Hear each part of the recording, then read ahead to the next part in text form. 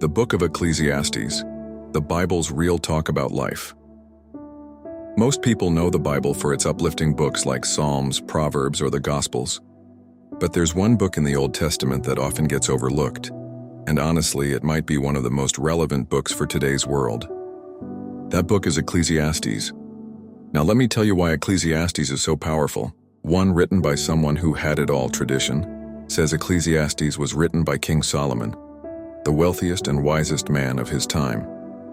He had everything people today dream about: money, wisdom, fame, success, relationships, influence. If Solomon lived in our time, he'd probably be the guy with billions of followers, the mansions, the cars, the lifestyle everyone envies. And yet, with all that, Solomon sat down and wrote a book that basically says, I tried it all, I had it all, and in the end, it was meaningless. That honesty alone makes Ecclesiastes stand out. Brutally honest about life. Let's be real. Most of us wrestle with questions like, why do I work so hard if I still feel empty? Why does chasing happiness never last? Is there really a point to all this? Ecclesiastes doesn't sugarcoat it. It says life under the sun without God feels like chasing the wind. You can run after pleasure, possessions, even wisdom itself, but eventually you'll realize none of it fully satisfies.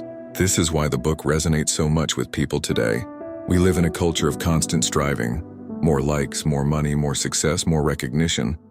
But the more we get, the emptier we feel. Solomon said the exact same thing thousands of years ago. Life is short and repetitive. One of the famous lines from Ecclesiastes is, "There is nothing new under the sun." Think about that.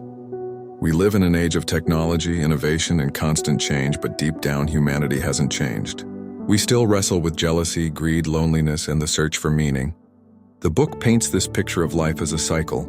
Generations come and go, the sun rises and sets, rivers flow into the sea, but it's never full. It's like saying life keeps moving, but what really lasts? What really matters? A call to enjoy simple blessings. Now here's where Ecclesiastes surprises people. After all that talk about meaninglessness, it doesn't say give up or life is pointless. Instead, it challenges us to slow down and enjoy the simple things.